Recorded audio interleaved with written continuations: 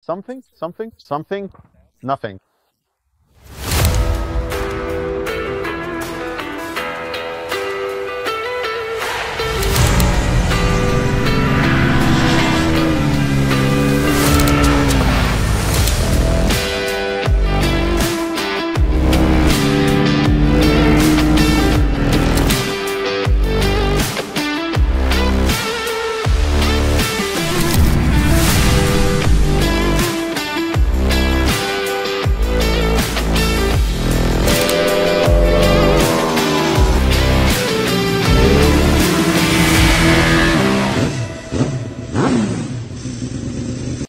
Hi, it's Andres. This is going to be a very problematic video because as I know you all here on YouTube, the comments will be like this. Oh, sponsored content? Oh, Andres isn't even excited. This motorcycle sucks. Listen, I'm just going to tell it like it is, and you can comment however you feel. Here is the new Panigale V2 S, which if it had a different name would be the perfect motorcycle and I'd be raving about it. In front of you is a completely new motorcycle, just like it was with the Multistrada V2. A motorcycle that used to be incomparable is now comparable because a new super sport class has simply been created. Those 600cc bikes will now be in the sport class, like the Daytona 660, R7, and similar models. And those will be sport bikes, while this will be super sport, and they'll have larger engine capacities. There was supposed to be an RC 990, which still hasn't been produced. In 2 weeks, I'm going to ride the R9. There's a guy here on YouTube whom I know, who's probably been waiting for this for 3 years. A warm greeting to you, and there will be the Panigale V2, and who knows what else the future will bring. And honestly, that's actually good. Big problem? Well, I can't really call that a problem. The thing is, I knew the Panigale V2 very well. I had my own private 899 V2. I rode a lot on a race prep Panigale V2, but it was unrestricted, meaning with full throttle, and I just love that motorcycle. In my opinion, it's one of the best motorcycles you can have for a track day because you have 155 horsepower, not too much, not too little, just right in excellent chassis, and so on and so on and so on and so on. And now suddenly the Panigale V2 has 120 horsepower, and what's more, it's several kilograms lighter than the previous model and rides much more easily. It changes direction much faster because that previous Panigale V2 is a fantastic motorcycle, but at times it really required more strength from us, or let's say more effort to ride it. The previous one could be considered as a not so powerful little bike, while this one we can simply treat like a 600cc with a very, very solid amount of torque. But let's take it step by step. What's the most important thing? This is Ducati. If you look at this motorcycle without the fairings, you can see that it's a technical masterpiece. This frame, this completely new engine, you look at it and here we have such a stripped down machine that is just the frame, subframe, engine, suspension. And you look at it and think, no one, absolutely no one builds motorcycles in such an extreme way. This really is a Ducati. And it showed me that it's a true, I'll even say Panigale at the moment when I dared to ride it. We're at the Seville track. It's a completely new facility. And honestly, at first I was afraid to ride fast here because the track is extremely challenging. In the first section, it demands a lot of courage from us. And in the second section, it suddenly becomes tight and technical, which allowed me to really test this motorcycle thoroughly. But the truth is, during the first half of the day, I was learning the track and learning not to be afraid on it. Because there are sections here where you have to shift up to 5th gear and keep the throttle open, go right, then close the throttle, downshift, brake, drop downhill, and then you still have to brake again. And that's it. It's just difficult and you're scared. All the more so because there are really a lot of bumps here. Something went a little bit wrong, so you have to learn these bumps. Ultimately, once you learn them, you just ride. There's good grip, but I was just terrified and I couldn't ride this motorcycle fast. I just didn't ride it fast. It seemed to me that I was riding dynamically, but not fast. If you're not riding this type of motorcycle fast, then suddenly how can you make up for not going fast through the corners? With the throttle and exits onto the straights, and then, you know, when there are 200 horsepower, something happens, it lifts the front wheel and you think, wow, I'm really going. But then comes a corner and just put. And this is the kind of motorcycle that if you don't know how to ride fast through corners, you won't feel what it's really capable of. Because it ended up with me doing a lap time of 1 minute 54.6 on that track. Alessandro, the test rider, did a demonstration lap in 1 minute 50. Karel from the Czech Republic, a very fast guy, did a 53. Alessandro said he attempted to go for a 47, but he was already scared it was getting dangerous on that track. But this gives you, a general idea of how we were riding here. And with my 54.6, I still hadn't reached the grip limit of that motorcycle. Throughout the entire day, I didn't feel the slightest front end slide or the slightest rear end slide.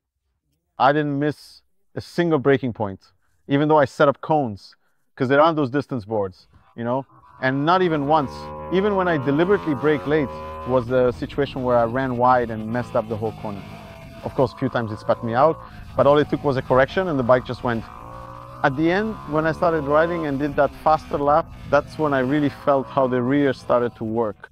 How the bike, in that apex, when you leaned it in more boldly and gave it some throttle, it just bit in and then puff, it turned. Just like actually the new Multistrada, which probably has the same frame. Well, maybe it's been lightened in some other way, so the chassis is magical. Same goes for the suspension. At first, when I rode out, I thought, damn, this bike is too stiff. They tightened it up hard because it's a new bike, new track, probably super, super grippy. So they tightened it up hard, but it turned out that the bikes actually had the suspension valves completely closed because the mechanics had done something.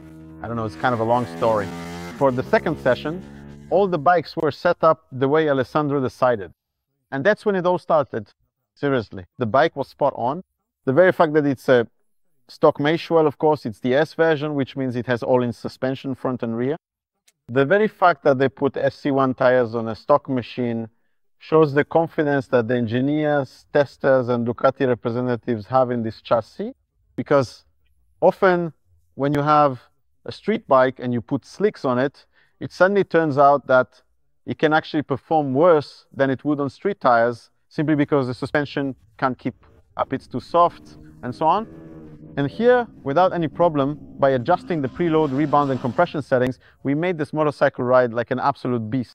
All right, maybe not like a beast, because now we're getting into the topic of the engine.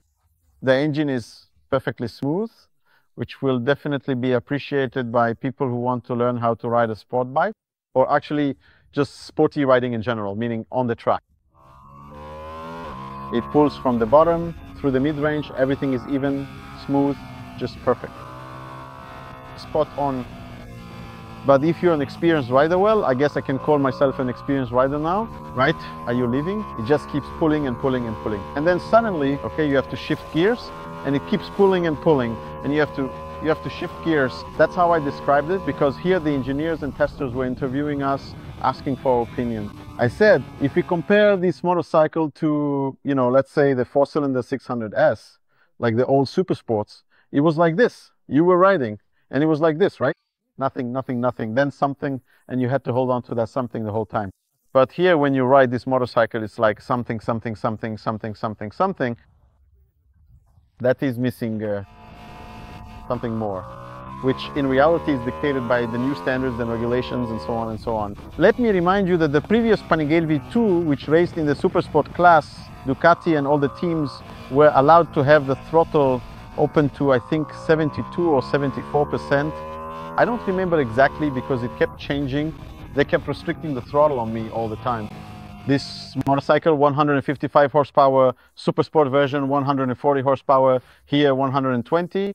If we install a Termignoni exhaust, which already starts to sound better, and honestly, it supposedly looks cool, but we'll get to the quality in a moment. Actually, not even the quality, but the appearance.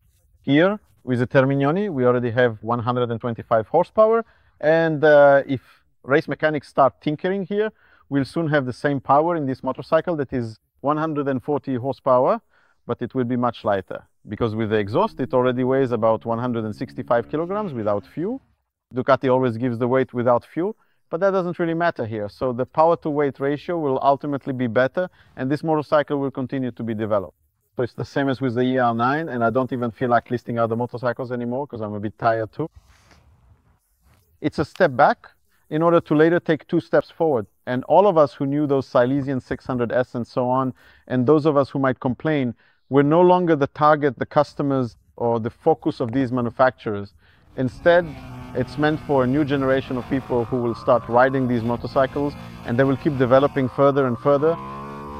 As for other things, the Quickshifter here was sometimes too sensitive, the sensor was too sensitive.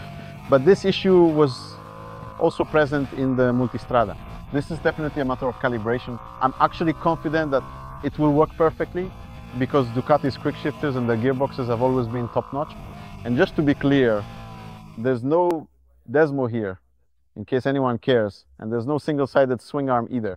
I'd like a single-sided swing arm. A regular one is a hassle to remove the wheel, but here performance was the priority. There's no Desmo because it's not needed at these revs since it goes over 11,000. At these RPMs and performance levels, it's simply not necessary. Plus, it's more expensive and costly to service, interestingly, but I'll write about this in more technical detail in the magazine.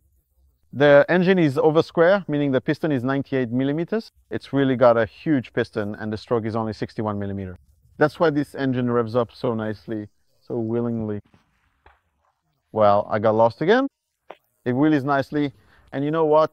Honestly, it was only the last 2 sessions that really made the difference for me, because I was just puttering around thinking, oh, this Ducati R7 is nice, but I was simply riding too slowly.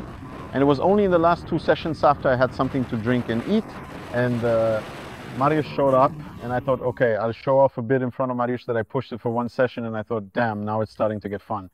And the second session was the kind where we could do wheelies down that straight, because the photographers were stationed there, so it turned into more of a fun session.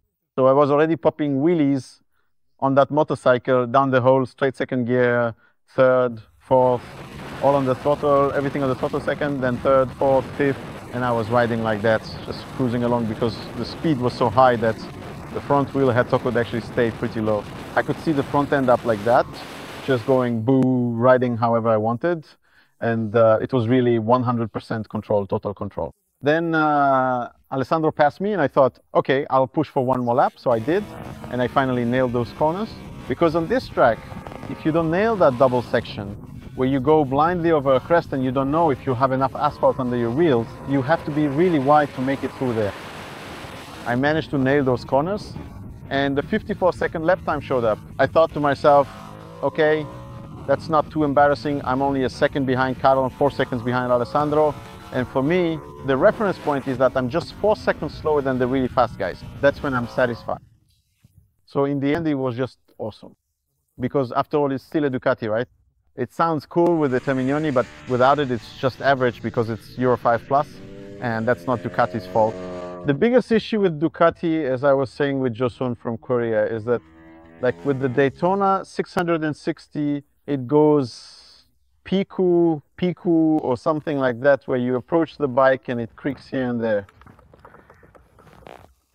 If you touch it here, it can creak too. Overall, the switches are supposedly fine and all. The display is great and nice. It's really easy to switch between modes. And the lap timer is GPS based and shows the sectors. It all works brilliantly. That's rare.